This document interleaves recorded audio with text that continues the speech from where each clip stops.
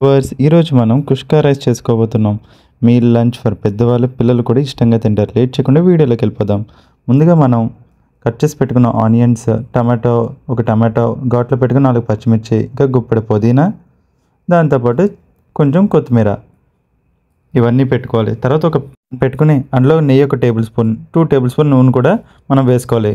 దాంతోపాటు కొన్ని రా మసాలాస్, దాల్చిన చెక్క, బిర్యానీ ఆకు, లవంగం, సొంపు, కొంచెం ఇలాచి, అలాగే స్టార్ అనేసి ఒక 2 మంచిగా దోరగా వేగేదాకా ఇంట్లో మనం మంచిగా వేపుకోవాలి. ఆ తర్వాత మనం అప్పటికే కట్ చేసి పెట్టుకున్న స్లైస్డ్ ఆనియన్స్ వేసుకోవాలి. ఏమనుకోకండి, అంటే బ్యాచిలర్ రూమ్ కాబట్టి సరైన సదుపాయాలు ఉండవు అనమాట.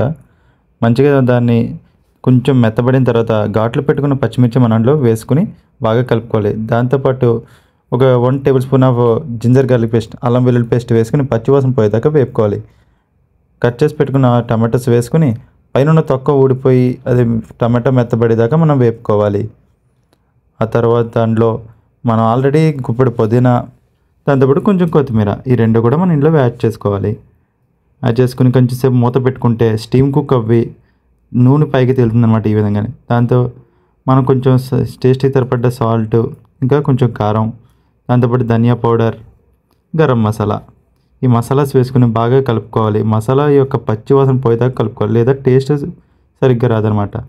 అలాగే ఒక 150 గ్రాములు పెరుగు వేసుకుని బాగా కలుపుకోండి. షాప్ అయినా పర్లేదు, లేదా ఇంటి దగ్గర తయారు చేసిన పెరుగైనా పర్వాలేదు. మూత పెట్టుకోవడం వల్ల ఈ విధంగా ఆయిల్ అంతా పైకి తేలి ఇలా మసాలా రెడీ అవుతుంది. నాకంటే ఇండక్షన్ మీద సరిపడ్డ గిన్నె లేదు కాబట్టి నేను కుక్కర్లో వండుకున్నాను.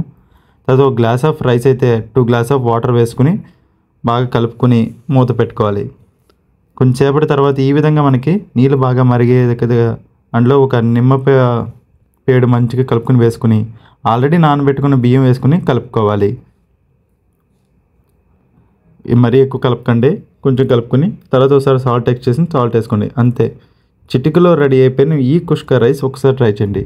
Last is but not least, లాస్ట్కి ఒకసారి గీతో అలా 1 టేబుల్ స్పూన్ అలా టచ్ ఇచ్చేసి ఒకసారి కలిపేసుకుంటే అన్నం అంతా విడిపోతుంది అనమాట, ఎక్కడైనా కలిసి ఉంటే కనుక.